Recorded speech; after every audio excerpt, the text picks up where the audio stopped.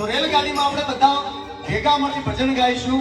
તમે દરેક જણા પોતાના બે હાથ ઊંચા કરશે અને નરસિંહ મહેતા જેમ કરતાલ વગાડતા એમ બંને હાથમાં કરતાલ વગાડવાની છે અને ધીરે ધીરે ગાડી ચલાવવાની છે.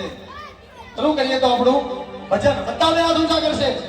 તું રંગાઈ જાને રંગમાં, તું રંગાઈ જાને રંગમાં, જાને શ્યામ તું રંગમાં, મારી મીરાબાઈ સંગમાં, રંગાઈ જાને રંગમાં, તું રંગાઈ જાને રંગમાં. ગાડીમાંથી કોઈ નીચે ઉતર્યો તો બેસી જજો, ગાડી આપણે છે.